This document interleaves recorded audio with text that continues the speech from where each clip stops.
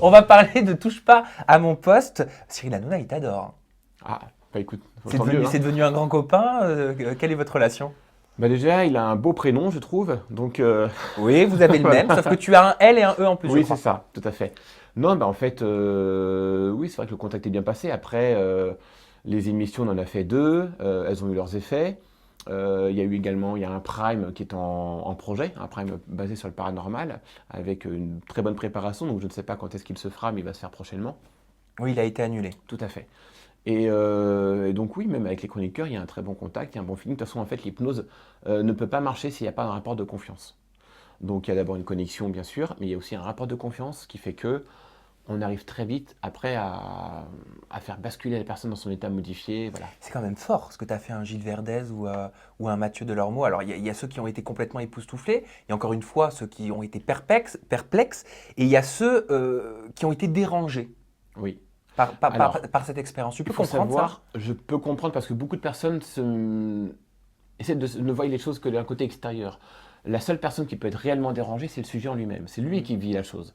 Donc l'inconscient, à savoir que si l'inconscient vit quelque chose qui va le déranger, il va se réveiller. Il va sortir de l'hypnose. Comme Est-ce- quand vous faites un rêve, pas forcément un cauchemar, mais un rêve ou un mauvais rêve, avec lequel vous n'êtes pas d'accord, vous allez changer de rêve, vous allez vous réveiller. En hypnose, c'est exactement la même chose. Donc certes, des fois, on voit sur un spectacle des gens qui commencent à avoir chaud, qui peuvent se déshabiller un petit peu, ou des gens qui vont faire peut-être, je sais pas, qui vont conduire une voiture sur une chaise. On peut dire, ouais, c'est totalement ridicule. En tout cas, la personne, elle vit vraiment ce qu'elle a envie de vivre, et c'est parce qu'elle a envie de le vivre qu'elle le vit excellemment. Celui qui a réagi à ce buzz, c'est Didier Laporte, le journaliste. Il t'a qualifié, toi, Cyril et Cyril Hanouna, de marionnettistes démoniaques. Vous lui répondez quoi? Tu lui réponds quoi? Bah, marionnette, je ne pense pas que les chroniqueurs étaient des marionnettes, puisque, encore une Démoniaque, c'est fois, fort quand même, voilà, hein. démoniaque, c'est encore plus fort. Maintenant, il est libre de penser et d'écrire ce qu'il veut. Quoi qu'il en soit, si ça avait été le cas, je pense que l'émission, les chroniqueurs se seraient certainement retournés contre moi. Or, ils m'ont fait revenir une deuxième fois. Et puis, on peut avoir la sensation que l'hypnose, c'est une espèce de contrôle sur la personne, mais non, en fait, c'est plus un accompagnement.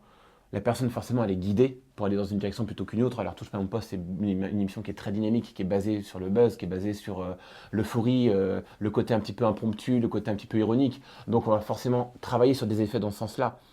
Sur d'autres émissions, on va peut-être trouver des effets un petit peu plus soft, un petit peu moins visuels, un petit peu moins extravagants. Mm. Mais encore une fois, si le sujet n'accepte pas ce pourquoi il est, on va dire, programmé entre guillemets, il ne le vivra pas de toute manière. Il sortira de l'hypnose ou il ne va pas le faire. C'est quoi la différence entre toi et un mesmer qui est déjà très installé dans le monde de l'hypnose? Si je viens voir ton spectacle, par exemple, qu'est-ce qui va différencier ton spectacle de celui de Mesmer? Alors, tout. Mesmer, c'est un spectacle à grande échelle. Ce sont des moyens très importants, lumière, décor, du personnel, une équipe. C'est une hypnose très qui suit vraiment un protocole, c'est-à-dire qu'en fait, ça peut être, pour moi, c'est une référence. C'est-à-dire qu'en fait, quelqu'un qui aujourd'hui voudrait avoir un guide pour l'hypnose, il peut tout à fait prendre quelqu'un comme Mesmer. C'est vraiment l'hypnose au sens large du terme, très classique. Après, il choisit ses effets plutôt que d'autres. Mm. Ça lui appartient, c'est son spectacle.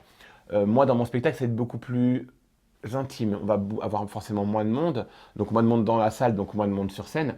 En revanche, on va pouvoir aller beaucoup plus loin dans les effets. On va faire vivre une véritable expérience à chaque sujet. Et il se passe quelque chose en fait du début du spectacle jusqu'à la fin. Et on peut vraiment s'identifier aux gens qui sont sur scène. On sait qui ils sont. Et je crois que tu essaies vraiment de faire un maximum de mise en pratique sur un maximum de personnes venues. C'est ça? Alors, je ne suis pas sur la quantité. Je suis plutôt sur je ne vais pas dire la qualité, ce serait prétentieux, mais plutôt sur l'optimisation des effets que l'on peut faire. Je ne peux pas trop vendre les effets du spectacle parce que c'est beaucoup d'effets de surprise. Mais voilà, en fait, les gens qui vont venir à mon spectacle, je pense qu'ils vont plutôt venir chercher du rire, de la complicité et de l'interactivité.